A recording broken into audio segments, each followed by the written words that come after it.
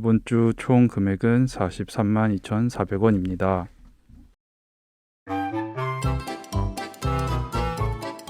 이럴 거면 서점을 살걸.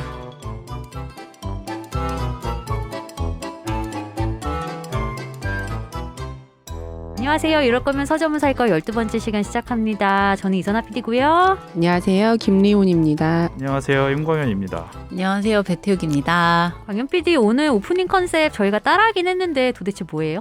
다 이해하신 것 같아요. 장송곡 버전인가요? 저희 컨셉을. 왜냐하면 오늘은 최저가 컨셉. 오늘 앞에 4짜리 찍었잖아요. 최저가라고 적혀 있기도 해가지고 저도 낼 수 있는 최저음을 한번 내봤습니다. 오, 그거도 25권이긴 하네요. 총 25권. 25권에 최저가 43만 원대는 처음이었죠. 왜 이렇게 줄어들었어요? 책 소비가? 왜 이렇게 나무라세요? 아니야. 그게 절대 아니고요. 질문인데 말투가 제가 좀 싸가지가 없겠네요. 오해하지 않으셨으면 좋겠습니다. 기억은 안 나는데요. 사실 제가 산 걸 다 보내진 않아요. 좀 부끄러워서 못 보내는 리스트도 있고 아니면 좀 너무 이거 보내봤자 의미 없는 거 있죠.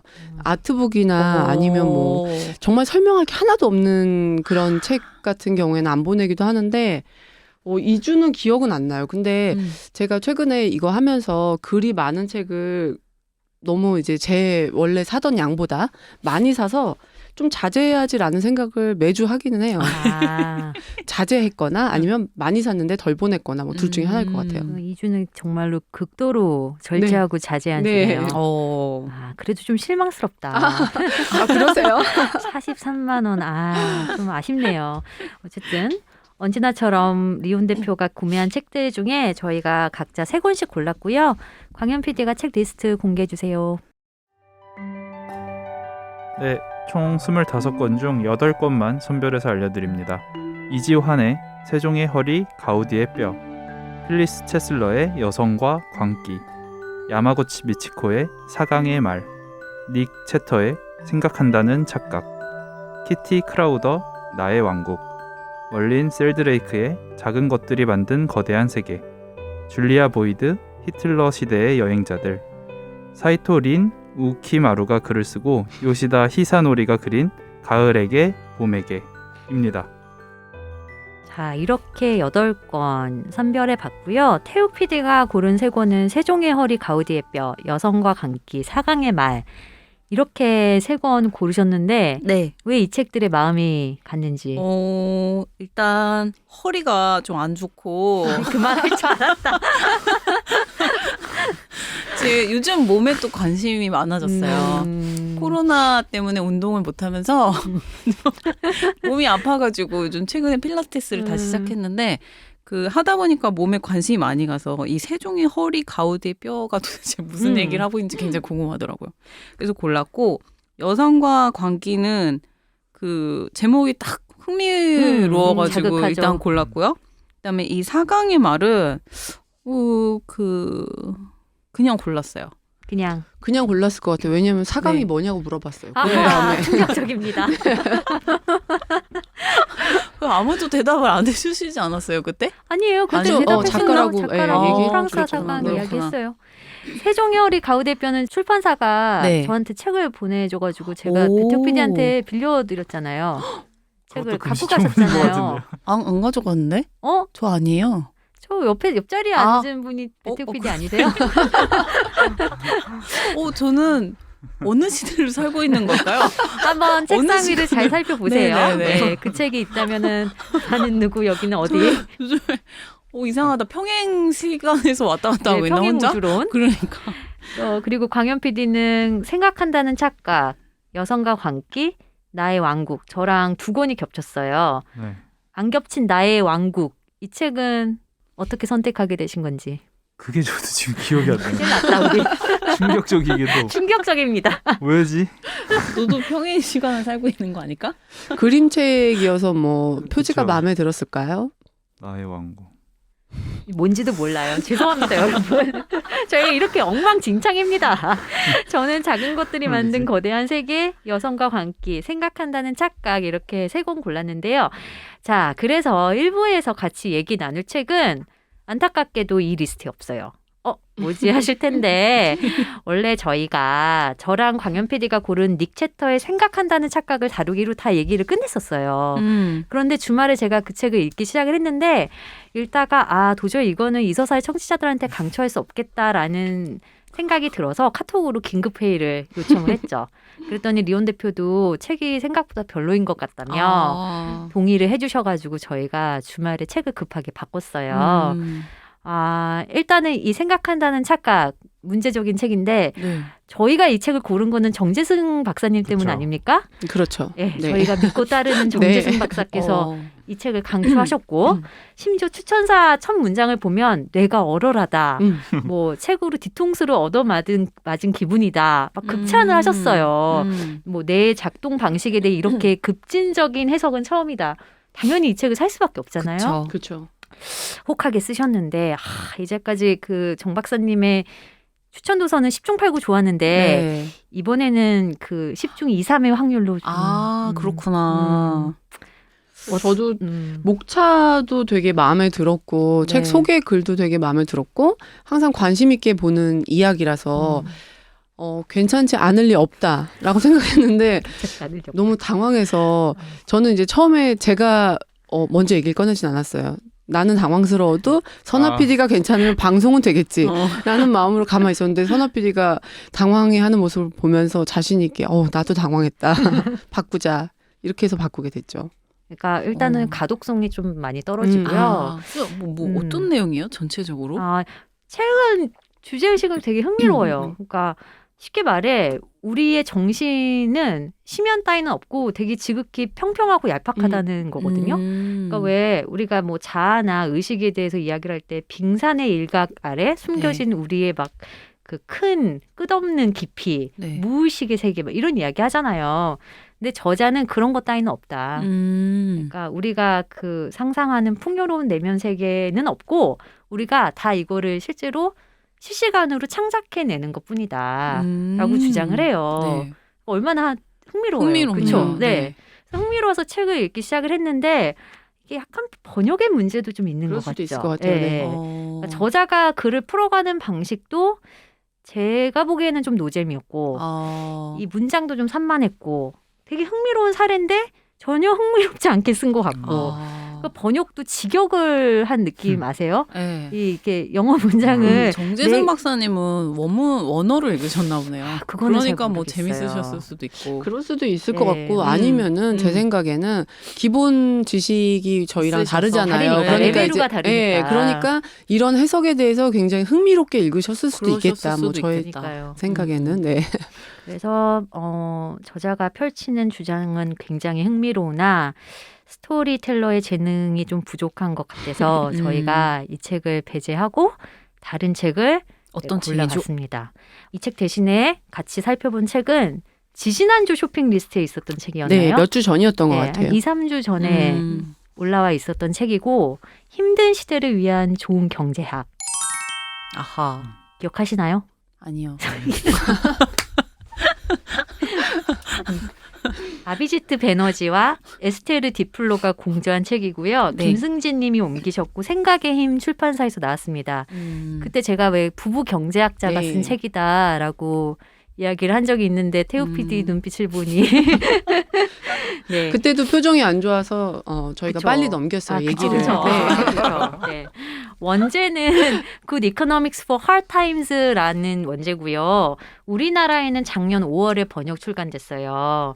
그래서 책 저자들은 2019년 노벨 경제학상을 받은 부부 경제학자인데요. 특히 이제 그 빈곤 퇴치 연구에 매진해온 개발 경제학자들이라고 합니다. 이 책은 빌 게이츠가 되게 다독한 건 알고 계시나요 혹시? 네. 그래서 빌 게이츠가 자기 블로그에 매년 뭐 두세 번씩 추천 도서를 올리는데 2020년 상반기 추천 도서에 올랐대요. 그렇구나. 그런 이유로 국내 독자들도 굉장히 많은 관심을 가졌었죠. 자, 대표님 이 책 끝까지 읽으셨어요? 네, 읽긴 읽었어요. 제가 진짜 모르는 게 정말 많은데 경제학도 진짜 모르는 분야라서 되게 숙제처럼 한 번씩 읽는 것 같아요. 그리고 이분들이 노벨 경제학상을 타고 조금 이제 언론에 오르내리는 걸 보면서 이 책을 한번 읽고 싶다 했고, 제가 아는 정말 책에 대해서 내공이 깊으신 분께서 경제학 책이 이 정도는 돼야지 막 이런 얘기를 하는 걸 보고서 꼭 읽어야겠다 하고 샀고, 이거 한번 얘기해 볼까요 했던 이유는 좀 숙제처럼 그래도 읽고 얘기해 볼 수 있는 시간을 갖는 게 나한테도 좋지 않을까 하는 사심에서 말씀을 드렸거든요. 근데 이거 읽고 비교적 쉽게 읽혀요. 맞아요. 경제학자가 쓴 거에 비해서 사례들이 많고 읽으면서 어떤 좀 노잼의 유머가 있어요. 그것들이 재미있기도 하고 그래서 되게 굉장히 쉽게 읽히는데 저는 다 읽고서는 뭐 말하시는 거지? 그래서 약간 그런 생각이 들어서 이분들의 책이 또 하나가 더 있어서 그것도 사봤거든요. 근데 제가 느낀 거는 사례 뭐 어떤 주장은 굉장히 막 마음이 일렁거릴 정도로 그렇지 막 이러면서 읽었다가 다 덮고서는 약간 정리가 안 되는 기분이다 했는데 제가 느낀 거는 이런 전문가들의 목소리가 커지고 그걸 우리가 많이 읽어야지 정말 좋은 경제학에 대해서 우리가 뭔가 생각해 볼 수 있는 계기가 되겠다. 이 정도였습니다. 그래도 끝까지 다 읽으셨네요. 그럼요. 네. 두 분은 나머지 두 분, 광현 PD와 태욱 PD 경제학 책 좀 찾아 읽으시는 편이세요? 아니면은 나는 그쪽이랑은 담 쌓고 살지 뭔 경제학까지. 일단 태욱 PD는 투자에 관심이 엄청 많잖아요. 그렇죠. 경제학 대학 다닐 때 갑자기 경영 수업 좀 듣겠다고 해서 경제학 원론 뭐 이런 거 잠깐 수업 들은 적은 있는데 이론 관련된 책은 찾아보는 편은 아니고요. 그냥 뭐 뉴스 정도? 뉴스 정도? 네네네. 요즘에 엄청 잘 아니 근데 이 찾아보더라. 뉴스라고 해서 전반적인 뉴스를 다 훑고 있는 게 아니라 그냥 뭐 관심이 생기는 게 있으면 그 분야 잠깐 살짝 보고 살짝. 그죠. 깊이가 없어요. 광현 PD는 어떠세요? 저 살면서 경제학 책 딱 한 권 읽어봤어요. 근데 그거 되게 재밌게 읽어가지고 아까 제가 이 책 읽지도 힘든 않았는데 시대를 아까 위한 좋은 저도 경제. 모르게 리액션한 부분이 설명해 주실 때 노잼의 유머가 있다는 점에서 뭐냐면은 저는 한 5년 전쯤에 죽은 경제학자의 살아있는 아이디어라는 책을 읽었었거든요. 알아, 그 책 저도 알아. 읽었죠. 네. 이거 읽는데 너무 재밌는 거예요. 그러니까 네. 당연히 어려워서 이해는 안 가는 와중에 왜 그런 거 있잖아요. 미국인들 특유의 그냥 유머? 걔네들은 어쨌든 유머나 그런 것들이 생활화되어 있고 하나의 뭔가 덕목처럼 여겨지기도 하니까 글을 쓸 때 분명히 이거 논문 같은 건데 그 안에 왠지 비유나 이런 게 찰떡같이 들어가 있고 좀 웃기게 글을 쓰더라고요. 네. 그래서 그냥 재밌게 읽고 나서 뿌듯하다 더하기 이런 걸 내가 또 언제 읽을 수 있을까? 그땐 백수였거든요. 이번에 이거 읽어보세요. 이거요? 네. 이 책 대중의 눈높이에 맞춰서 굉장히 쉽게 쓰여진 책이에요. 그리고 아까 리온 대표도 이야기하셨지만 이 저자들의 개인적인 이야기도 불쑥불쑥 튀어나오거든요. 그러니까 이 두 분이 부부 경제학자인데 남편은 인도 출신이고 아내분은 프랑스 출신이세요. 그래서 아비지트, 인도 출신인 아비지트 학자가 미국에 와서 처음 뭐 아르바이트한 이야기라던가 아니면 뭐 자기가 인도인인데 뭐 파키스탄 출신들하고는 문화적인 친밀감을 더 느낀다. 뭐 이런 사례들도 있고 또 에스테르 그 아내 경제학자 그분 외할아버지가 아르헨티나로 이주해가지고 막 여러 가지 그 이민 이야기를 할 때 그런 에피소드도 이렇게 첨부해 나가지고 뭔가 읽는데 어려움이 없다는 느낌이 들었어요. 이렇게 장벽이 높지는 않다. 네. 네. 그리고 그냥 술술 읽힌다. 거의 끝까지 술술 읽혀요. 맞아요. 네. 아니, 목차도 되게 장벽이 없어요. 목차도 맞아요. 뭐 상어의 입, 무역의 고통 요거가 그나마 좀 힘들어 보이는 제목이고 뭐 좋아요, 원해요, 필요해요. 그쵸. 이것도 딱 뭔가 무역에서의 뭐 필요 어쩌고저쩌고 네. 그런 것 같은데 뭐 뜨거운 지구, 자동 피아노 되게 뭔가 그렇죠. 대중적으로 좀 그쵸. 풀어서 쓰려고 한 노력이 여기서도 엿보이는데 네. 그리고 저는 제목도 참 잘 지은 것 같아요. 그렇죠. 네. 힘든 시대. 힘든 시대를 위한 좋은 경제학. 그러니까 힘든 시대는 찰스 디킨스가 또 여기서 한 번 더 등장을 하는데요. 찰스 디킨스의 그 어려운 시절이라고 번역된 Hard Times라는 작품이 있어요. 근데 거기서 태욱 PD 왜 저를 그렇게 쳐다보세요? 지금 내가 정말 계속 이야기하고 싶은데 태욱 PD 때문에 이야기를 길게 못하겠어요. 그쵸? 여러분 어떡하죠? 이 아빠 선글라스 끼고 오실래요? 네, 눈빛이 아빠. 아니 그냥 이래서- 광현 PD를 보면 안 돼요. 자리를 바꿔야 되나? 제가 자리가 지금 딱 태욱 PD의 눈을 바라보면서 이야기하게끔 되어 있는데 뭔가를 설명을 하려고 하는데 태욱 PD가 계속 선배 짧게 해요. 아니 그런 거 아닙니다.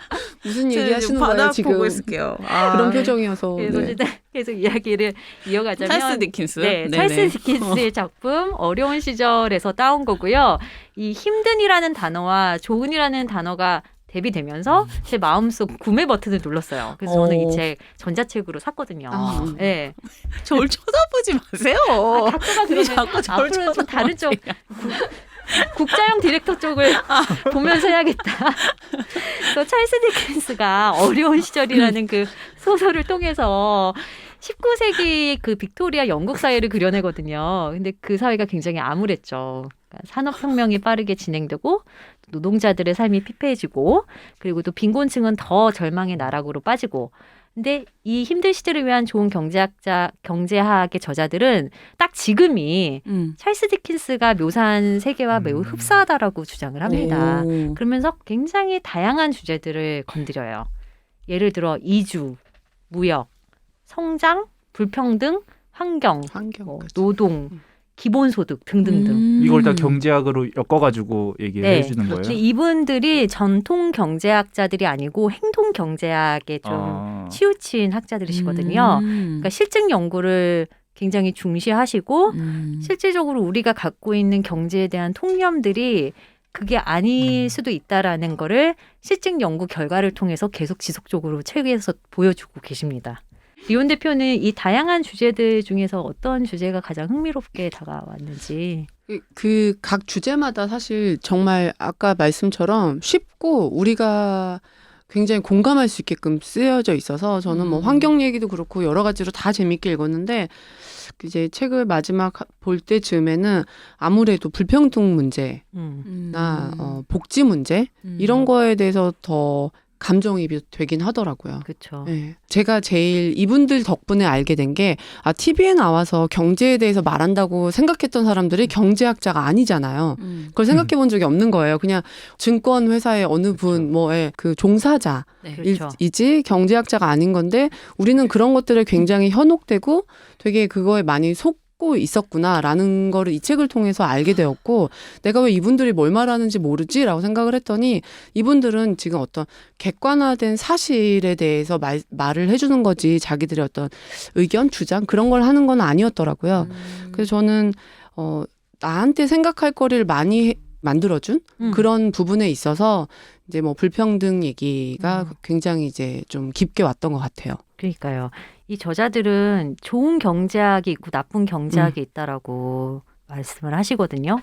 그러니까 요즘에는 소위 말하는 사차 경제학자들이 너무 많다는 거예요. 우리가 이제 뭐 TV나 신문을 통해서 쉽게 만날 수 있는 사람들은 어떻게 보면 특정 기업이나 어떤 집단의 이해관계를 대변하는 사람들일 수도 있다라는 거예요. 이런 사람들은 또 그런 실증 근거를 무시하고 자기네가 주장하고 싶은 것만 계속 메시지를 이렇게 전달을 한다는 거죠. 그래서 뭐 우리가 그런 거 있잖아요. 뭐 어떤 비용을 치르더라도 성장해야 해. 무조건 성장이 중요해. 뭐 이런 주장들도 우리가 깊이 생각은 하지 않지만 계속 듣다 보니까 마치 그것이 무조건 100% 옳고 그것만이 답이다라고 생각하는 경향이 생긴 거죠.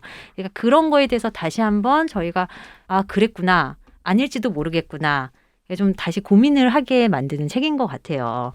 그걸 위해서 경제학자 이 교수분들이 좀 더 말을 잘할 필요가 있어요. 그래 맞아요. 네. 그래야 부르지. 그렇죠. 맞습니다. 네. 여기 지금 시사 프로그램에 맡고 있는 PD거든요. 너무 공감됩니다. 그쵸. 그럼요. 그러니까요.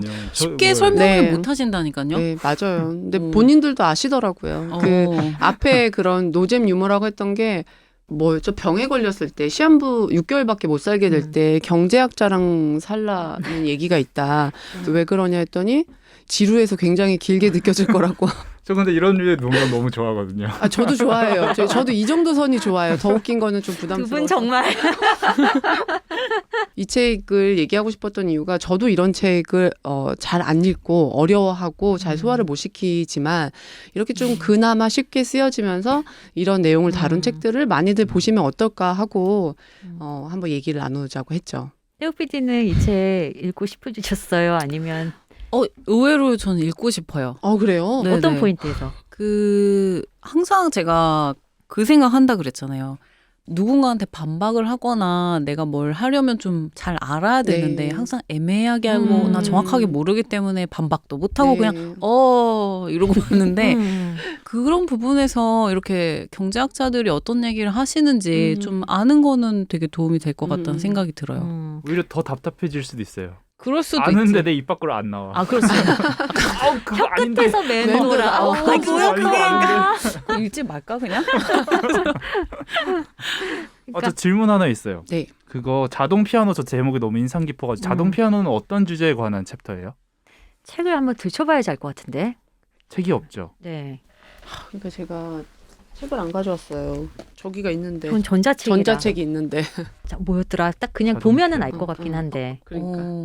노동? 그게 책이- 로봇화, 로봇? 로봇 노동 이야기인 것 이야기. 같아요. 피아니스트도 이제 로봇이 네, 대체한다. 맞아요. 음. 그 챕터가 그 이야기였던 것 같아요. 되게 슬프다. 그러면서 이제 소득 불평등 이야기를 네. 하고 분배 정책 이야기로 이어지는 거거든요. 저는 이 책에 되게 여러 가지 내용이 담겨져 있는데 그 기본소득에 대한 이야기가 나오거든요.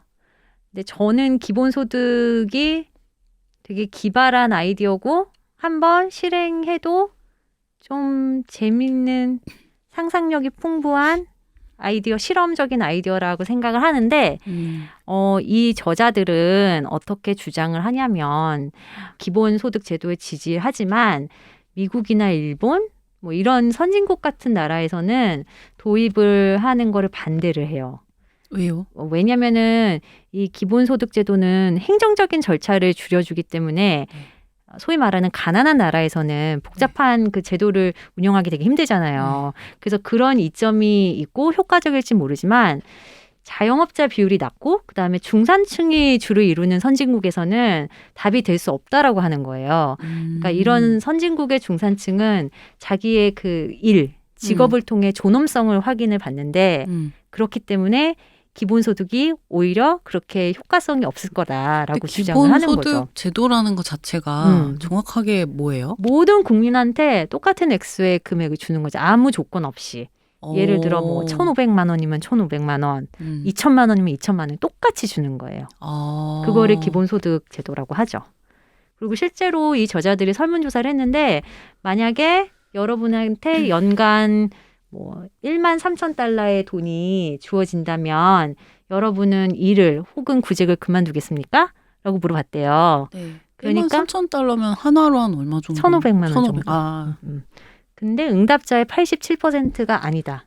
나는 계속 일을 하고 싶다. 진짜요? 대답했다고 합니다. 그러니까 꼭 우리가 돈이 필요해서만이 아니라 일을 통해서 이 뭐 소속감이라던가 아니면은 뭐 존엄성을 확인한다던가 아니면 목적 의식을 찾는다던가 다른 이유들도 많다라는 거죠. 그러니까 이 책의 장점은 여러 가지 사안들에 대해서 좀 입체적으로 볼 수 있게 그리고 그거를 근거를 제시하면서 주장을 하니까 그거에 대해서 좀 이렇게 저희가 따라가면서 나는 어떻게 생각하고 있지? 같이 좀 고민을 하게 되더라고요. 기본소득 제도를 실행하면서 거기 이제 플러스 알파 인센티브 같은 제도가 같이 도입되면 전 너무 좋을 것 같아요. 그것도 좋은 아이디어죠. 네. 네. 근데 기본소득 제도만 예를 들어 정해진 정액제다 하면은 저는 일 안 할 것 같은데. 그럴 수도 있죠. 네, 그냥 저는 싫을 것 같아요. 아니 왜냐면 일을 해도 주고 안 해도 주니까 그냥 어차피 받을 거 그냥 일 안 하고 받아야지. 근데 저 같은 사람이 많지 않을까요? 광현 PD는 이 책 읽고 싶어지셨어요? 네. 하려고요. 진짜? 언제 읽을지는 모르겠어요. 근데 산다고? 빌리는 것도 아니고? 이거는 빌리는 데 의미가 없을 것 같아요. 광현 PD 책장에 들어갈 수 있겠군요. 그러니까요. 재밌는 생각들로 가득 차 있는 책이니까 저는 광현 PD가 꼭 한번 읽어봤으면 좋겠습니다. 저는 이 책 여러분한테 강추하고요. 네. 왜냐하면 어렵지 않으니까 일단. 그리고 저희가 내년에 곧 대선이 있잖아요. 네. 근데 요즘에 보면은 진짜 양극화가 되어 있는 것 같아요. 정치적으로 색깔이 다른 사람들끼리 벽도 더 두터워지고 사회적인 갈등도 깊어지고. 그래서 저는 어쨌든 진보든 보수든 간에 뭐 이런 책을 한 권 같이 읽고 네. 좀 뭔가 여러 가지 문제들에 대해서 같이 토론을 한다면 얼마나 아름다울까라는 아, 그 생각도 토론이 항상 돼야 해봤거든요. 되는데 네, 아니 토론이 안 토론이 되지. 아니고 보통은 보통 논쟁이 싸움이 돼버리니까 되니까. 막 싸움이 되고 이 책에도 나오는 단어지만 또 요즘에 대중적으로도 많이 통용되는 단어 중에 에코 챔버 있잖아요. 반향실. 우리는 정말 나랑 다른 생각을 가진 사람들의 이야기에 귀 기울이지 않는 것 같아요. 다 그냥 비슷한 생각을 하는 사람들끼리 모여가지고 맞아요. 같은 이야기를 계속 반복해서 하고 있고 그게 그냥 확대되는 그런 현실 속에서 살고 있는 것 같거든요. 그래서 어쨌든 이런 책을 읽으면 한 사람의 시민으로서 또 우리 뭐 내년에 대선도 있으니까 네. 어떻게 될 것인가 또 혼자 이렇게 고민하고 통찰하는 좋은 기회가 됐으면 합니다. 네, 쉽게 읽히지만 읽고 나면 생각이 진짜 많아지는 네. 책. 네, 첫 번째 책 힘든 시대를 위한 좋은 경제학. 함께 살펴본 건지 아니면 저 혼자 떠든 건지 잘 모르겠지만 아니요, 되게 읽고 싶은 마음이 드는 거 보면 정말 좋았던 시간인 것 같아요. 네, 두 분의 눈빛 네, 기억하겠습니다. 아닙니까? 광현 PD? 왜 웃어요? 광현 PD 숨기지 못하고 계속 광현 웃고 PD 있어. 이거 댓글 네. 좀 읽어주세요. 네, 저희 네. 댓글이 엄청 많이 와 있어요. 와, 아주 일단 박수 한번 치고 가면 좋겠어요. 태욱 PD 고마워요. 맞아요. 왜 고맙냐면 네. 태욱 PD가 저희를 위해 2주 전에 제 입사 동기들이 10년째 하고 있는 팟캐스트 시네타운 19에 출연을 하셨어요. 그리고 거기 나가서 이서사의 그래도. 홍보를 제대로 하고 오셨네요. 그래서 너덜너덜 아. 발리고 왔죠. 달리고 왔지만 눈부신 활약 덕분에 맞아요. 우리 아닙니다. 구독자 수가 급증했답니다. 아, 근데 너무 감사하더라고요. 진짜 나인틴 구독자분들이 이렇게 그 훈종 선배나 제익 선배에 대한 로열티가 있는지 몰랐는데 너무 많이 이렇게 와주셔가지고 진짜 감사하다는 말씀 전하고 싶습니다. 그러니까 이재익 PD, 네. 김종 PD 진심으로 감사합니다. 너무 감사합니다.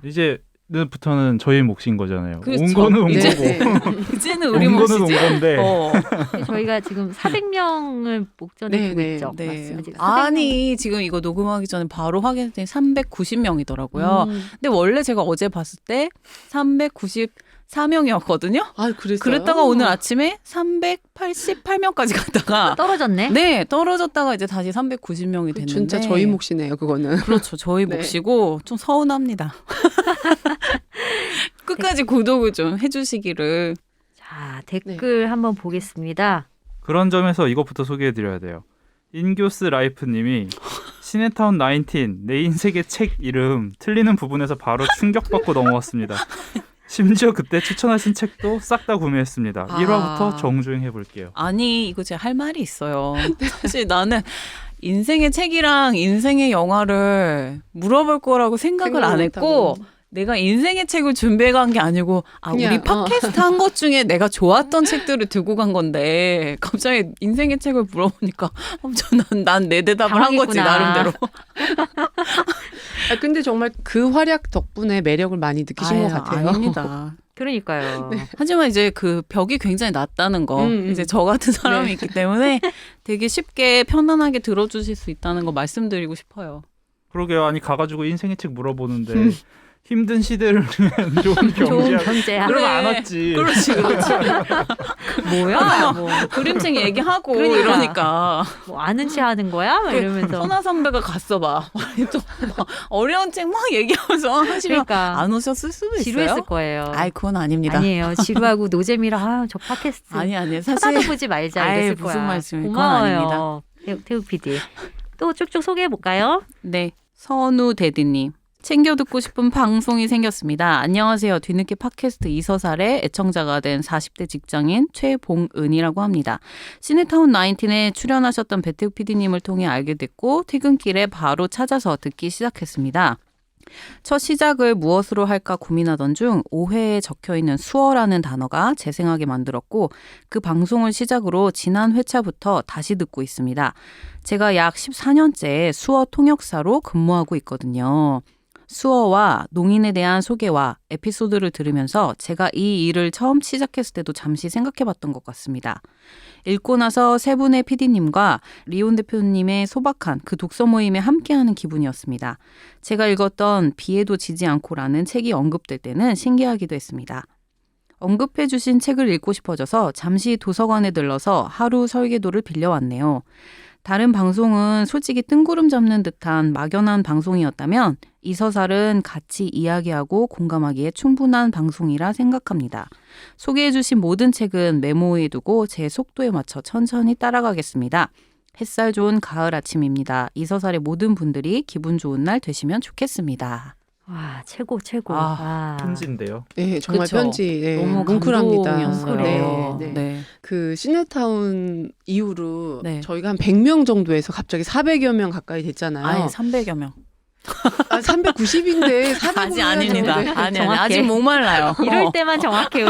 아직 목마르세요. 저 그럼요. 사실 덜컥 겁이 나면서 정말 이 정도가 내가 바라는 수준인데. 아니 왜냐면 훈종 선배께서 그때 네. 그러셨단 말이에요. 한 1000분 가서 쫙 이렇게 구독을 해주시라고 하길래 저는 그럼 이제 1100명이 되는 건가? 이제 이 생각하고 있었는데 아직 부족하고 목말라요. 저는 이 정도의 소통이 제가 원하는 수준인 것 같아서 사실 더 늘지 않고 너무 좋다 했어요. 왜냐하면 지금 댓글이 없는 것도 아니고 너무 이렇게 정성 어린 댓글들이 오고 네. 해서 이 정도로 교감하면서 방송을 하면 너무 재밌겠다라고 딱 요 정도. 네. 약간 덜컥 겁이 났어요. 좀 이제 비전문적인 거를 떠나서 이렇게 깊이가 없는 사람의 얘기. 그리고 저는 사실 제가 매주 이렇게 책을 사는 거에 대해서 그냥 즐기는 사람이라서 네. 누군가에게 책을 읽어라, 책을 사라라고 말할 의도가 조금도 없었거든요. 그냥 네. 나만 즐기면 되지 네. 이랬는데 이 방송을 하면서 자꾸 얼마 구매하셨다고 하시니까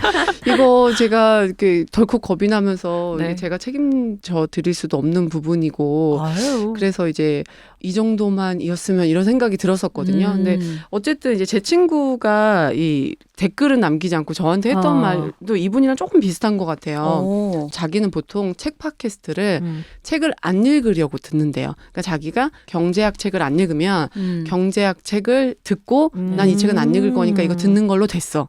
이런데요. 근데 저희 팟캐스트는 들으면 같이 따라서 책을 읽고 같이 얘기하고 싶다는 기분이 든다고 하더라고요. 너무 좋다. 그쵸. 안 되니까. 맞아. 책을 읽은 것 같지가 않으니까. 그러니까 우리 특유의 그 비전문성과 아마추어리즘이 해석 안 된 건 거예요. 그러니까 되게 여러분 정확한 거야. 여러분의 갈증을 그럼. 더 깊게 만드는 거지. 그럼요. 아니 그래서, 그래서 출판사들 네. 쪽에서 되게 좋아해줘야 되는 부분이에요. 이게. 그렇네요. 저 되게 그럼요. 따뜻하게 받아들이고 되게 뭉클해서 얘기하는데 찬물을 확 끼얹으시네요. 몇 건이 팔렸습니까? 그래도 요거 같이 지금 이렇게 꾸준히 사주시는 분들도 계시는데. 네. 아유 덥다. 아니 저는 이런 댓글을 주실 때마다 우리가 컨셉을 참 잘 잡았구나라는 확신을 가지고 간다니까요. 뭔가 다행이라는 생각도 네. 들고 근데 이제 그러면서도 책임감이 느껴지고 이제 좀 더 소통하는데 신경을 써야겠다라는 생각도 했고 그렇습니다. 네. 저 사심 가득한 댓글 좀 그럼요. 읽어볼게요. 읽어주세요. 네. 10645194님께서 시내타운에서 왔어요. 반가운 분이 계시네요. 이선아 PD님 장대라 맡으셨던 분 맞으시죠? 장대라 애청자였어요. 지금 이서살 정주행 중인데 재미있어요. 올해 방송해 주셨으면 좋겠습니다. 하나 더 있지 않나요? 선배님 하나 더 언급을 또 있어요. 하신 분이 네. 또 계신데 꽤 캡틴 많으시던데. 머라카노님. 네. 와 이선아 PD님 예전에 박선영의 시네타운 연출하신 분 맞죠? 보라에서 가끔씩 뵀었는데 아무튼 반갑습니다. 되게 유명 PD님이셨네요. 아니요 몰라. 이거 저 전혀 어떻게 그런 되지? 사람이 아닌데 이렇게 PD 이름을 기억해 주시는 분들이 진짜 감사한 계셔서 거죠. 그쵸? 좀 감동이었어요. 음. 그래서 좀 사심 가득한. 뿌듯해지셨죠? 네, 행복했어요. 그리고 이 두 프로는 제가 진짜 재밌게 연출했던 프로기도 하거든요.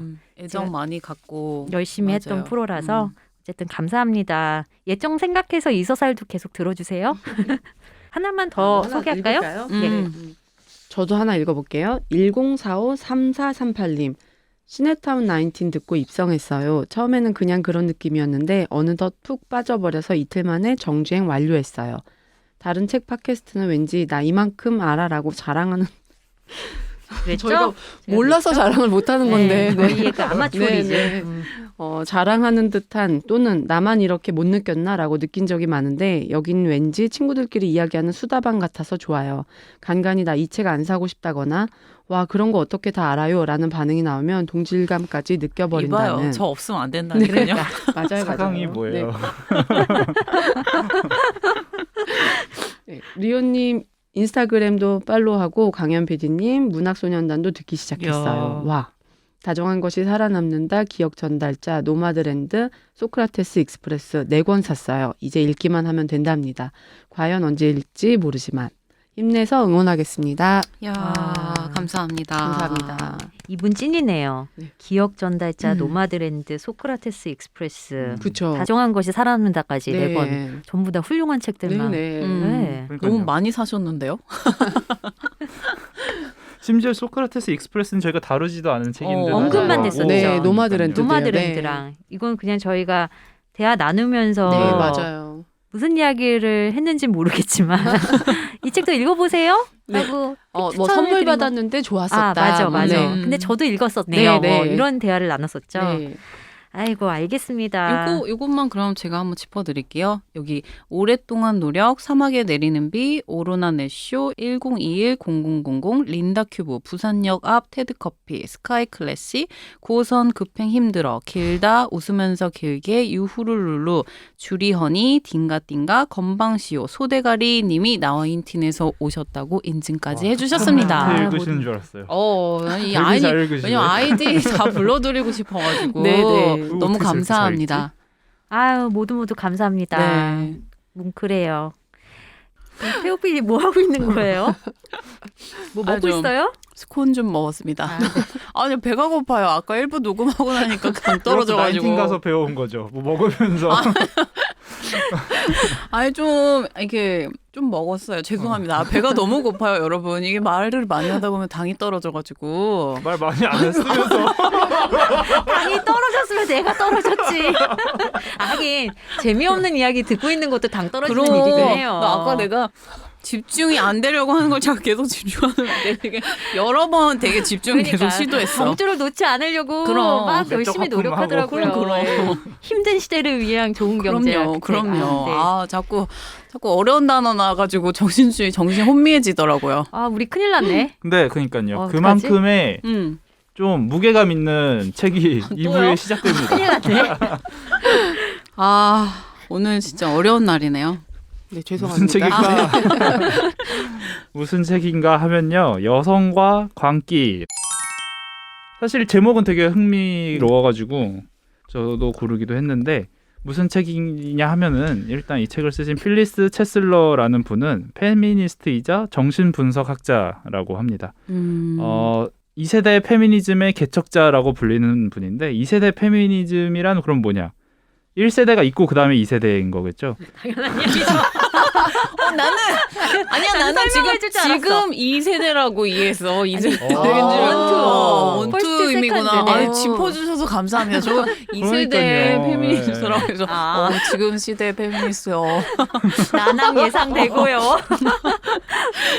일단 1세대부터 그냥 설명드리면 뭐가 1세대냐? 1800년대 중반에 이제 왜 우리는 투표 못해? 라는 문제 제기, 여성 참정권에 대한 문제 제기가 이제 나왔고요.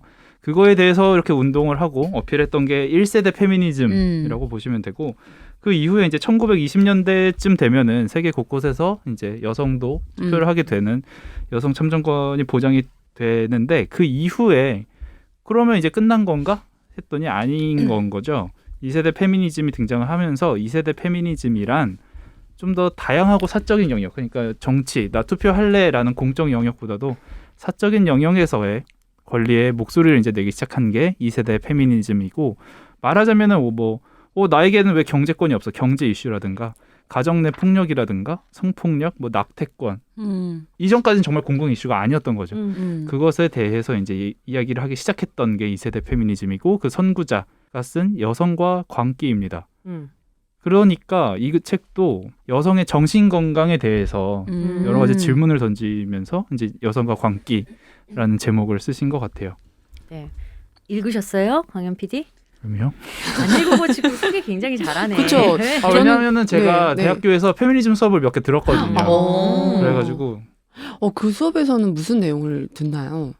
일단 네. 여러 가지 갈래가 있지만 제가 네. 들었던 거는 일단 역사 정도 이렇게 짚어주면서 몇 세대 어떤 운동가들이 있었고 어떤 책들이 있었고 이런 거랑 뭐 사회학과에서는 이런 수업들이 좀 있으니까 이런 거 저런 거 들었었죠. 지금 그때 학부 때 배운 거 풀어놓으신 거죠? 1세대, 2세대. 네네네, 그럼요. 그래서 이 책에서 지금 질문을 하는 게 구체적으로 뭘까요? 광현 PD? 그거는 제가 질문을 드려야 되는 부분입니다. 어떤 질문들을 던지고 있나요? 책을 전체를 보면 사실 그 여성 문제에 대해서 좀 광범위하게 다뤄져 있어요. 그러니까 목차만 봐도 여성과 광기잖아요, 제목이. 네. 근데 그 광기에 대해서 정신병원과 정신과 의사 이렇게 나가다가 그다음엔 여성 문제로 넘어가면서 이 여성의 심리 얘기뿐 아니라 레즈비언 얘기, 제3세계 여성 이야기, 그리고 페미니스트에 대한 이야기 이렇게 가거든요. 근데 저도 사실 제목과 표지가 다 있어요. 이 책을 사는 데 있어서. 그리고 페미니즘에 대한 이야기라고 해서 잠깐 망설였어요. 왜냐하면 이제 제가 여성이기 때문에 어떤 차별에 대해서 굉장히 많이 알고 있다고 생각하지만 잘 모르고 있더라고요. 그래서 이 책을 과연 잘 읽을 수 있을까 하고 망설이다가 경제학과 마찬가지로 이 김에 한번 읽어보지 뭐 이런 생각과 저는 이 표지가 너무 반가워서 안 살 수가 없었거든요. 왜요? 표지가 앞에 어떤 표지인데? 표지가 뭔가 카페트 모양에 있을 것 같은 그런 붉은색과 검정색의 그런 지문 같은 느낌. 네네. 오, 표현 네. 좋다. 아니면 나이테. 나무의 나이테 네. 같아요. 그런 그림이 있는데 이 그림이 주디 시카고라고 이분도 페미니스트예요. 그리고 지금 할머니 아티스트죠. 1939년생이거든요. 근데 저는 이분의 작품을 보고 싶어서 뉴욕에 갔다 온 적도 있답니다. 네, 그래서 이 대박이다. 표지를 보고 너무 반가워서 네. 일단 공부하는 마음으로 읽어보자 하고 샀고요. 여성과 광기 이제 첫 부분에선 되게 흥미롭게 시작을 했어요. 맞아요. 그러셨어요, 네, 선아 네, PD님도. 저도. 일단 이 역사 속에서 여자들의 좀 탁월한 재능에 대해서 인정을 받지 못했었고 그걸로 인해서 또 여자들이 정신적으로 문제가 일어났었고 예전에는 정신병원에 갇힌 여자들이 많았다는 거예요. 뭔가 좀 말을 안 듣거나 마음에 안 든다는 이유만으로도 남편이나 아버지가 여자를 정신병원에 가두면은 그거를 어떻게 제재할 수 있는 그런 조치가 안 됐었던 거죠. 그래서 그런 얘기들 를 풀면서 저희가 알고 있는 작가들 젤다. 스코츠 네. 제럴드. 네. 우리가 알고 있는 작가라고 표현하지 말아주세요. 죄송해요. 이게 처음 시작할 때 4명의 여성을 얘기하는데 엘리자베스 패커드, 엘렌 웨스트, 젤다 피츠제럴드, 실비아 플러스 휴스 이 4명의 여성을 얘기하는데 젤다나 실비아 플러스 휴스 같은 경우에는 유명하지 않나요? 그 사람 네. 아내인 거죠. 네, 맞아요. 스콧 피츠제럴드. 네. 오, 그렇게 설명하면 알겠다. 네, 그리고 실비아 플러스 위대한 개츠비를 어. 쓴. 네. 실비아 플러스 휴스의 남편도 실비아 플러스가 더 유명하다고 할 수 있나요? 근데 지금은 남편도 실비아 플러스가 더 그래도 좀 그죠. 더 책도 많이 인지도가 나오고. 높은 네. 것 같아요. 근데 남편분도 작가예요. 오. 근데 이 두 여성 작가도 관심이 있던 작가여서 저는 사실 이 책 읽고 젤다에 관한 책도 사봤거든요. 그래서 처음에는 굉장히 이 여성들의 관계에 대한 아니야. 네네. 선글라스 끼세요. 그래. 아니, 안 젤다 되겠다. 하면 참 젤다의 전설밖에 생각이 안 나고. 사실 저도 젤다 젤다의 전설의 그 젤다. 게임 하고 싶다. 그렇죠. 죄송합니다. 아, 어떡하나요? 죄송해요. 제가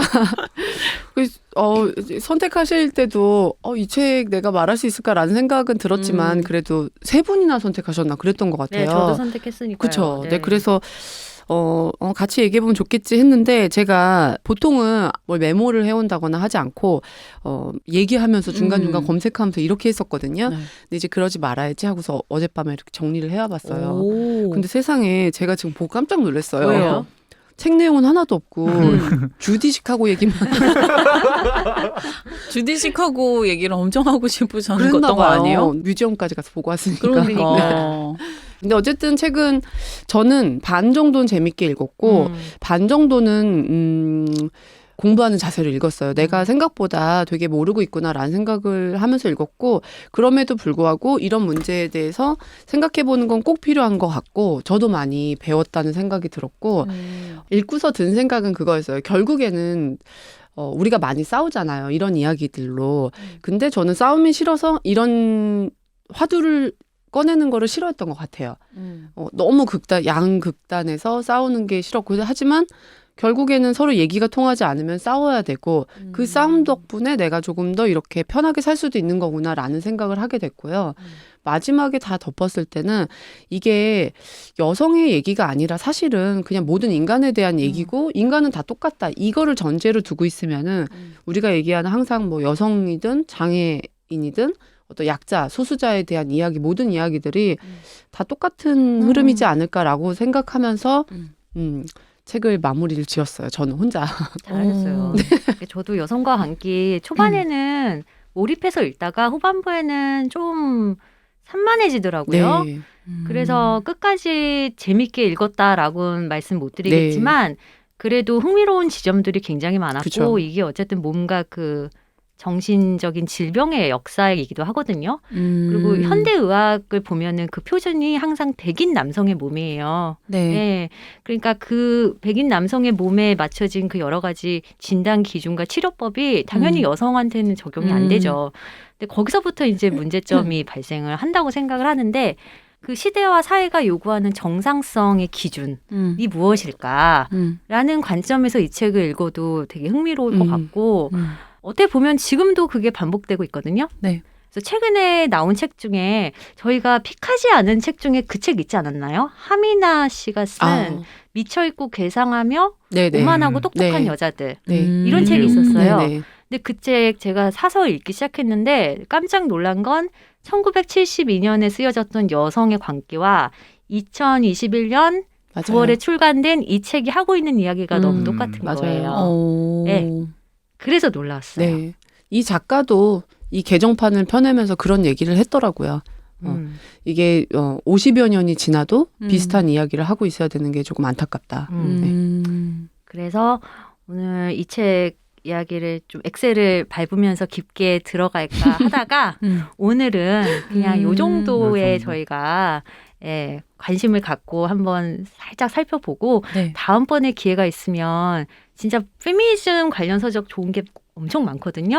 좀 특집으로 저희가 그 진입 장벽이 낮은 책들을 소개를 하는 것도 좋은 것 같아요. 네. 아니, 그러니까 이 책 때문에 지난주에 이제 선아 선배랑 앉아서 갑자기 페미니즘 이야기가 나왔을 때도 저는 또 그런 생각이 드는 거예요. 잘 몰라서, 잘 모르기 때문에 서로 이제 자기 주장만 그렇게 내세우고 있다는 생각이 드는데 알아야 사실 상대방의 얘기를 할 때 그게 이해가 되는 거고 또 내 주장도 펼 수 있는 거니까 저는 이런 거는 좀 잘 배우고 알고 좀 이야기를 깊게 좀 나누는 건 되게 좋은 것 같아요. 그러니까요. 맞아요. 결국에는 페미니즘도 아주 쉽게 생각하면 세계를 바라보는 인식의 틀이라고 생각을 하거든요. 그리고 사람은 태어나서 죽을 때까지 어쨌든 계속 배우고 생각해야 되잖아요. 내가 지금 옳다고 생각하는 것들이 시간이 흐르면 더 이상 유효하지 않을 때가 있단 말이에요. 그래서 어떤 생각에 대해서 무조건 반감을 갖는 것보다 좀 열린 자세로 공부해보고 관심을 갖는 거는 중요한 것 같아요. 그러니까 요즘에 든 생각은 몰라도 되는 것, 눈치 안 봐도 되는 것도 권력인 것 같아요. 그래서 그런 차원에서 좀 페미니즘에 대해서 접근을 하면 어떨까라는 개인적인 생각을 가졌고요. 만약에 나는 페미니즘 쪽은 좀 관심이 없어 하시는 분들한테는 저는 김승섭 박사님이 계시는데 그분이 쓴 우리 몸이 세계라면이라는 책이 있어요. 이분이 고려대 보건 쪽 교수님이신데 아픔이 길이 되려면 그 책으로 이제 베스트셀러 작가로 등극을 하셨거든요. 근데 저는 그 책도 좋지만 우리 몸이 세계라면 이 책 같이 읽어보시면 너무 좋을 책이라서 추천해드려요. 그러니까 인간의 몸이라는 거는 굉장히 다양한 관점이 싸우고 있는 각축장이라는 그런 아이디어에서 출발을 한 책인데요. 그러니까 뭐 건강이나 몸에 대한 지식이 생산되는 과정 자체가 정치적이라는 거죠. 그러니까 지식을 만드는 데는 돈과 시간이 필요한데 그거를 결정하는 것도 사회의 헤게모니와 권력을 진 사람들이 결정을 하고 뭐가 중요한지 뭐가 중요하지 않은지 그 기준을 만들어낸다는 거예요. 그래서 다 그 모든 이야기들이 맞닿아 있는 것 같아요. 그래서 저희 첫 번째 책으로 필리스 채슬러가 쓴 여성과 감기 살펴봤고요. 마지막 책으로 넘어가겠습니다. 네, 마지막 책은 그림책 전문가 태우 PD가 소개해 주세요. 네, 제가 같이 함께 이야기해볼 책은 제목은 이제 가을에게 봄에게라는 책이고요. 저자는 사이토 린, 우키마루 이렇게 두 분이 함께 공저를 하셨고 요시다 히사노리라는 분이 그림을 그려주신 그림책입니다. 어떤 그림책인지 좀 볼 수 있나요? 없습니다. 왜죠? 태우 PD? 왜 없어요? 제가 리온 대표님이랑 선아 선배 책을 모두 들고 갔기 때문입니다. 하하. 제가 이거 준비한다고 책을 이제 들고 갔는데요. 쏙 먹고 안 가져왔죠, 오늘. 읽기는 다 읽으신 아, 거예요? 그럼요. 다 읽었죠. 다행이에요. 네. 제가 다 읽었고 되게 좋았어요. 저는 개인적으로. 어떤 책입니까? 일단 그 봄, 여름, 가을, 겨울 4계절이 있잖아요, 우리나라는. 근데 이제 봄이랑 가을은 서로 만날 수 없잖아요, 계절이. 순서대로 지나가니까. 그래서 봄이 가을에게 편지를 쓰고 가을이 또 봄에게 편지를 쓰는 되게 서로를 궁금해하면서 우리가 언젠간 만날 수 있었으면 좋겠다. 너는 어떤 계절이니? 이런 걸 이제 주고받는 네. 그런 이야기로 쭉 꾸며져 있거든요. 근데 되게 짧지만 좋더라고요. 그렇죠. 영화 네. 같아요. 처음 시작할 네. 때 봄이 나는 가을을 만난 적이 없네 하면서 편지를 쓸 때 편지 처음이 가을에게 처음 뵙겠습니다. 잘 지내나요? 이거부터가 너무 일본 이제 네, 작가 네. 일본 작가잖아요. 네. 일본 영화 한 장면이 딱 떠오르면서 정말 처음부터 끝까지 이 서정적인 거를 쭉 끌고 가는데 뭉클해요. 그렇죠? 전 뭉클했어요, 그쵸. 진짜. 너무너무 아름다워요. 더 뭉클하죠. 지금 가을이 사라졌어요. 가을 없어요 지금. 가을아 어디 있니? 진짜 안부를 물어줘야 돼요. 그러니까요. 그렇네요. 갑자기 슬퍼졌네요. 저희 지금 녹음하고 있는 시점이 10월 21일, 10월 21일. 너무 추워요. 그죠? 롱패딩 봤어요 저 오늘. 난 겨울 코트 입고 왔잖아. 새벽 출근하시니까 두 분은 너무 추워요. 그래서 이 책이 글도 그런데 저는 사실 이 사이토린이 짓고 네. 이 그림 작가는 요시다 히사노리라고 하는데 이 작가님들 책을 다 찾아봤었는데 네. 두 분 다 많은 책을 낸 건 아니고 다른 책도 이제 사이토린의 그 내가 여기 있어라는 등대를 소재로 삼은 메타포를 우리 삶에 대한 이야기로 풀어내 우리가 알게 되게 뻔한 얘기인데도 그것도 역시 이제 좀 뭉클하게 다가오는 그런 책인데 이런 책이 있긴 하지만 책을 굉장히 많이 내고 어마어마하게 유명하고 뭐 이런 작가들은 아니시거든요. 네. 근데 그럼에도 불구하고 이 책은 저는 이 두 분이 만났기 때문에 이런 결과물이 나온 것 같아서 되게 아끼는 책이에요. 그렇구나. 네, 그래서 이 편지도 처음부터 끝까지 계속 마음에 이제 아름다운 기분을 주는데 그림도 마찬가지예요. 봄과 가을이 서로 편지를 주고받으면서 서로 봄에는 벚꽃이 있어. 가을에는 코스모스가 있어. 뭐 이런 얘기를 나누거든요. 가을엔 어떤 과일이 있고 봄에는 뭐 어떤 과일이 있고 이런 얘기를 나누는데 그 배경으로 그림도 그냥 그림만 봐도 되게 뭉클할 정도로 아름다워요. 그래서 새삼 계절이 이렇게 아름다운 거였구나. 이런 생각까지 불러일으킬 정도로 맞아요. 글과 그림 모두 다 되게 너무너무 좋았어요. 예. 그리고 전 좀 인상 깊었던 게 어쨌든 봄이 가을한테 편지를 쓰면 그 편지를 여름한테 전해주거든요. 네. 그리고 여름이 가을한테 전해주고 이제 그 시기를 또 기다려서 겨울이 지나서 다시 봄이 겨울한테 편지 답장을 받는 거니까 되게 긴 시간 동안 이렇게 서로 주고받으면서 그 1년을 어쨌든 기다리면서 하는 그 기대하는 그 마음이 참 천천히 흘러가지만 되게 애틋하다라는 생각이 들더라고요. 그게 또 한 번 네, 뭉클한 맞아요. 지점이었던 것 같아요. 서로 막 편지를 기다리고 있을 것 같은 기분이 그쵸. 다 전달되는 네. 그리고 스토리도 굉장히 구성이 너무 좋다고 맞아요. 생각하는 게 편지만 왔다 갔다 하는 게 아니라 그 과정에서 또 봄과 가을 둘 다 좀 걱정해요. 소심하게. 내 저 이게 편지를 싫어하면 어떡하지? 제자를 제가 가져왔습니다. 네네네. 가을은 나 같은 애 안 만나고 싶을 거야. 나를 만나면 실망할지도 몰라. 이유가 있나요? 그냥 소심해서. 소심한 진짜 생각하는 그 거예요. 서로 되게- 그렇게 생각을 한 네. 거죠. 근데 우리 가을도 모두 그렇고 그런 생각 봄도 하지 그렇고. 않아요? 누군가랑 처음 만나서 되게 설레고 친해지는 과정에서 내 마음 같지 않으면 어떡하지? 저 사람이? 다가가고 싶어도 좀 주저주저하게 되고. 그럼. 그리고 이제 만난 적이 없는데 편지를 보내서 왔다 갔다 하면서 이거 나만 이렇게 좋아하면 어떡하지? 귀찮아하면 어떡하지? 이런 조심성을 보여주는 그런 대목인데 이런 것도 드라마 같고 영화 같잖아요. 그래서 저는 이런 게 너무 좋았던 것 같아요. 근데 가을도 똑같이 생각을 하는 거예요. 봄처럼. 근데 겨울이 딱 이 얘기를 해줘요. 봄한테. 야, 아직 몰랐니? 너희 꼭 닮았는 걸. 너무 뜨겁지도 않고 너무 차갑지도 않고 한결같이 상냥한 계절. 그게 마지막 문장이죠. 네. 저도 그 마지막 문장이 백미라고 생각을 되게 했거든요. 좋더라고요. 네. 맞아요. 하지만 태욱 PD가 책을 안 갖고 와서 이 제가 좋음을 마치 느낄 수가 없네요. 지금 함께 공유할 수가 없네요. 이 아, 책을 읽은 것 같지 않습니까? 제 설명이 지금? 이걸 막 딱 그림이 그려지지 않아요? 눈앞에서? 함께 뒤적뒤적하며 그쵸. 이 부분이 참 좋아요. 세부적으로 제가 이야기를 해야 그래서 되는데 질문을 들고 왔습니다. 아, 네. 책을 들고 오시지 왜 질문을 들고 그러니까요. 오셨어요? 대신 질문을 들고 왔어요. 자, 세 분은 네. 이 4계절 중에 나와 가장 닮은 계절이 어느 계절이라고 생각하세요? 내가 예상했던 바로 그 질문이다. 어떤 계절이라고 생각하세요? 저는 사계절 중에 뭐 좋아해요? 이렇게 예상했었거든요. 나와 네. 닮은 네. 계절은? 좋아하는 계절을 네. 말씀하셔도 될 것 같은데요. 아예 안 돼요. 그럼 다 그래요? 봄 아니면 가을이지 이거. 아니에요? 그럼 저 겨울 할게요. 저 차가워요. 저는 겨울이에요. 아니죠, 근데. 아니 저 가을이라고 말하려고 했는데 태용 PD가 다들 봄 네. 가을이라고. 겨울을 안 좋아하게 생겼어요. 저 예전에는 겨울 좋아했는데 나이 드니까 추워요. 맞아요. 그래서 가을이 좋아요. 가을인데 저는 늦가을. 약간 스산한 날씨 있죠. 오. 네. 이렇게 찬바람 세차게 불고 네. 낙엽 뒹굴고 네. 그런 날씨 좋아합니다. 저는 사실 그 계절이 바뀔 때를 좋아해요. 그러니까 오. 봄에서 여름 넘어갈 때. 한절. 여름에서. 전환점. 네. 그때 날씨가 어느 순간 딱 깨닫잖아.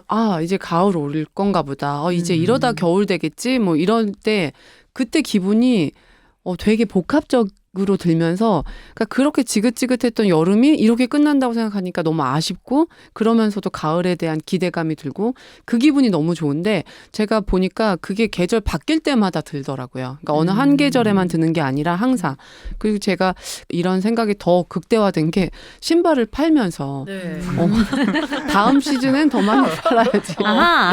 네, 이제 새 신발이 나오니까 좀 판매에 힘써야지 이러면서 오. 계절 바뀔 때 되게 예민했던 것 같아요. 네. 그러게 환절기가 되게 그쪽 업계에서는 어마어마한 이슈죠. 네, 이슈겠네요. 중요한 포인트죠. 네, 그때 어떻게 짠해서 마케팅을 열심히 해서 많이 팔 수 오. 있을까? 네. 아니, 그렇다면 저희도 네. 지금은 그렇게 안 하는데 예전에는 봄, 가을 개편이 개편, 있었어요. 음. 그래서 그러게 봄에 왜 봄 가을이에요? 그렇게 그냥 정해져 그래요? 있었어요.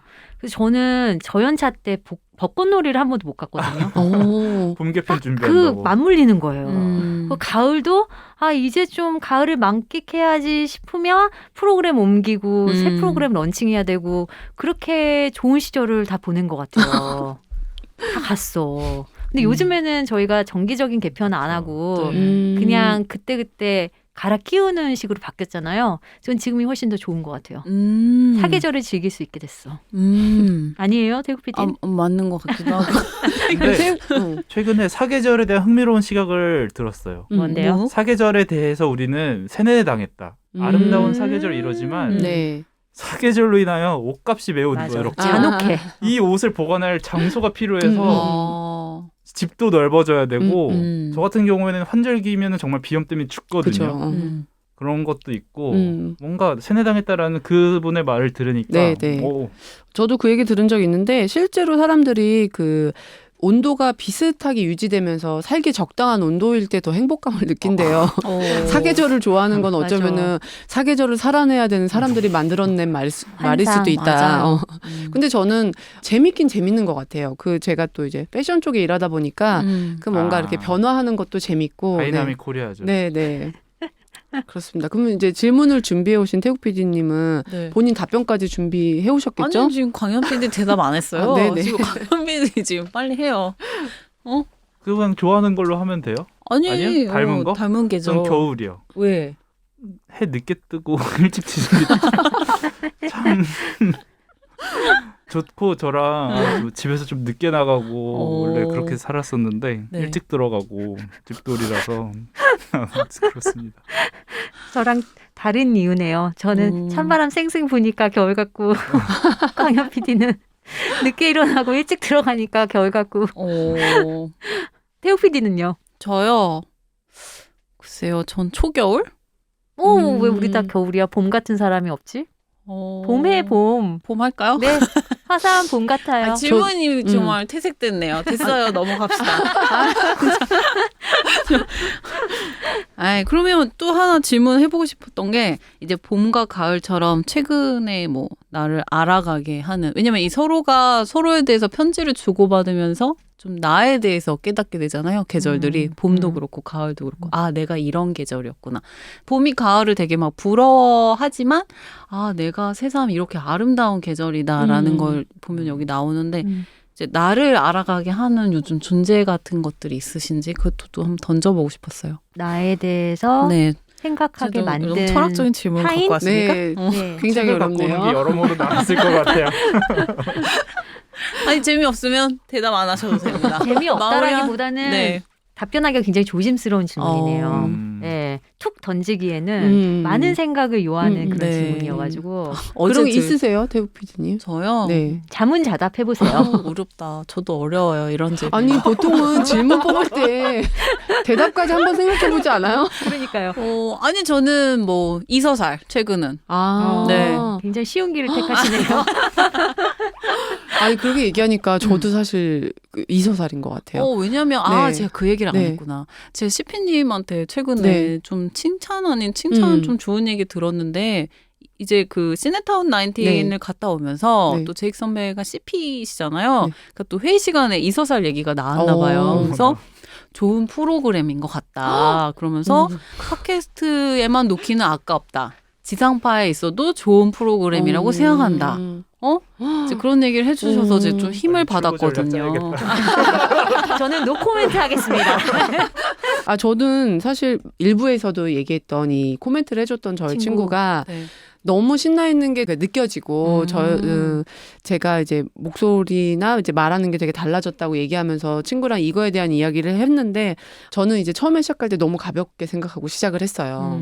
나는 항상 책을 이렇게 사고 있고 책 좋아하는 사람들이랑 얘기하면 되지 뭐 이렇게 생각을 했는데 이걸 하면서 책에 대해서 저도 굉장히 생각이 많이 달라졌고 그러니까 이게 뭐 어느 방향으로 좁혀졌다는 아니에요. 네. 이번 주엔 이렇게 생각했다. 저번 주엔 또 저렇게 생각했다. 매번 달라지지만 그럼에도 불구하고 여태까지 또 안 하던 방향으로 또 생각이 나아가더라고요. 그래서 이렇게 책을 사고 있는 내 모습에 대한 자괴감이 들었다가 또 책 보고 흥분하면서 막 사는 걸 보면서 역시 내가 책을 좋아하는구나 다시 깨닫기도 하고 뭐 그런 과정부터 해서 제가 이제 그 한 2달 동안 도시어부에 빠져 있다고 여러분들에게 여러 번 고백을 했는데 5번째 이야기 하신 것 같아요. 너무 죄송하지만 사실은 굉장한 무기력증에 시달렸었어요. 너무 심적으로 힘든 일이 있었고 그거를 말하기가 쉽지 않더라고요. 이제 별일이 없는 것처럼 일상을 보내야 되는 자리에 있다고 스스로 생각했기 때문에 그냥 별일이 없는 것처럼 하면서 그냥 도시어부만 좋아하는 것처럼 이랬는데 제가 친구한테 그랬어요. 내가 이 힘든 시기를 지나는 데 있어서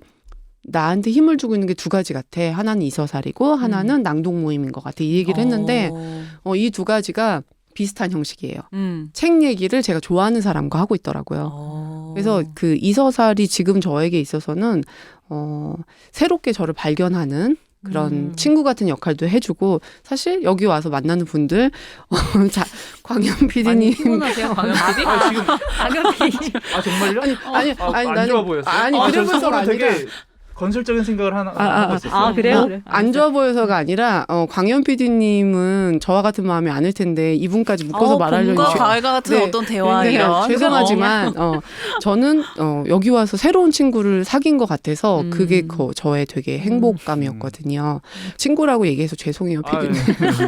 뭐 건설적인 건설적인 생각 생각을 뭐 하고 있어요. 뭐냐면은 이거를 정규 편성할 게 아니라 업체를 하나 차려서 최고로 심리치유를 우리가 해주는 거예요. 어떻게? 책 처방? 책 처방? 책 처방이 아니라 책은 그냥 당신이 좋아했던 거 아무거나 하나 들고 오시라. 그걸 가지고 우리 책을 읽고 잠깐 얘기하는 조심해. 진짜 아이템이 될 수 있으니까 마이크 꺼지고 얘기해야 돼.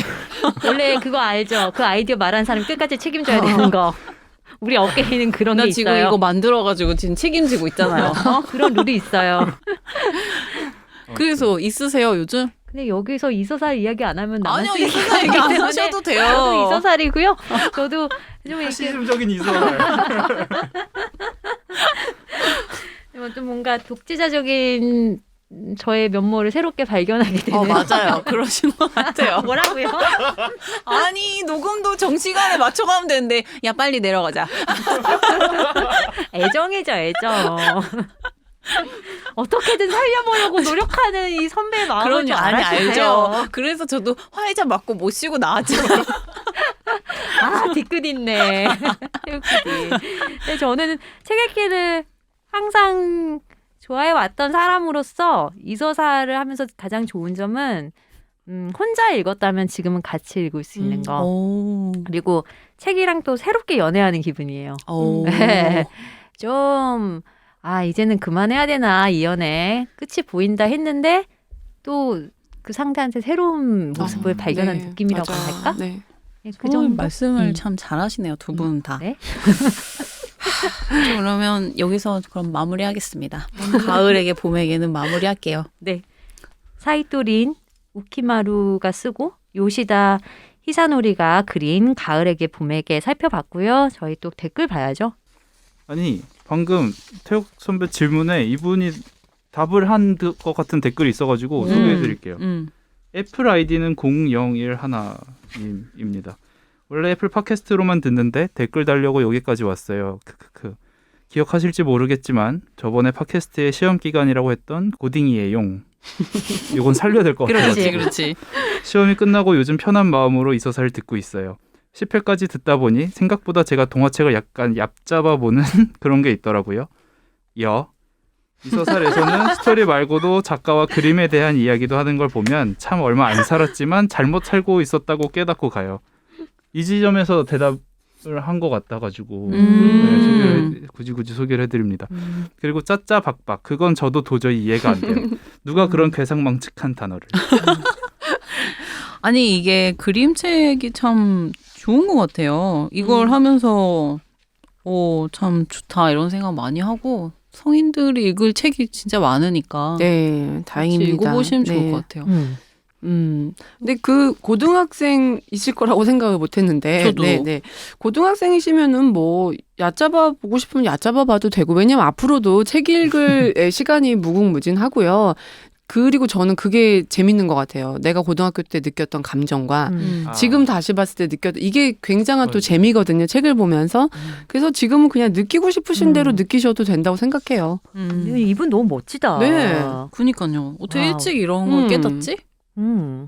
되게 크게 되실 그리고 분인 것 같아요. 짜짜박박 이해가 안 가는 것도 너무 마음에 들어요. 나도. 나 그러니까. 마음에 들었어 여기서. 나도. 진짜 그거 멋지다. 아세요? 뭐 어쩔 TV? 어쩔 TV? 뭐야? 어쩔 TV?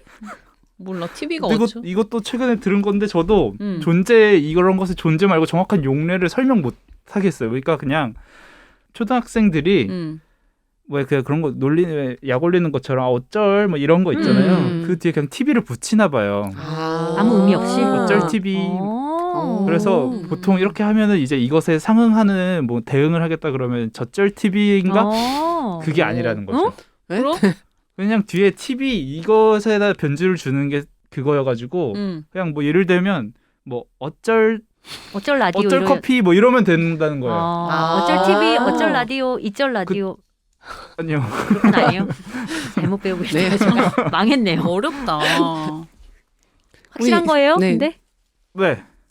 알았어요. 제 다음 거 읽을게요. 자, 10126711님. 시내타운 타고 왔네요. 그나저나 큰일 났어요. 안 그래도 늘 장바구니에 결제 안 한 책이 몇백 권씩 되는데 더 쌓여만 갑니다. 특히 그림책 소개 너무 좋아요. 제가 그림책 살 때마다 하는 말. 여보, 내가 그림책을 좋아하고 수집하니 얼마나 다행이야. 진짜 그림을 샀으면 어쩔 뻔했어. 이렇게 좋은 그림이랑 글을 한꺼번에 가질 수 있는 가성비 좋은 취미라니. 라고 해주셨습니다. 네. 이분 이분도. 약간 어나더 김리온인가 봐요. 장바구니에 몇백 권이 담겨 계시대요. 아무튼 너무 감사합니다. 이런 네. 댓글. 감사합니다. 마지막 댓글 대표님이 네. 소개해 주세요. 바냐냐 시네타운 19에서 듣자마자 구독하러 달려왔어요. 책 읽지는 않지만 사는 걸 좋아하는 1인입니다. 초딩 때 엄청 인상 깊게 본 기억 전달자부터 달려요.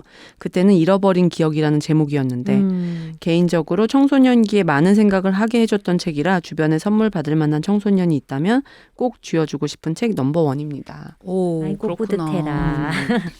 오늘도 댓글 보내주신 청취자분들 진심으로 감사드리고요. 저희 또 다음 회차에는 더 열심히 재밌게 하도록 하겠습니다. 이럴 거면 서점을 살 걸 2부 마무리할게요. 다음 주에 뵐게요. 안녕.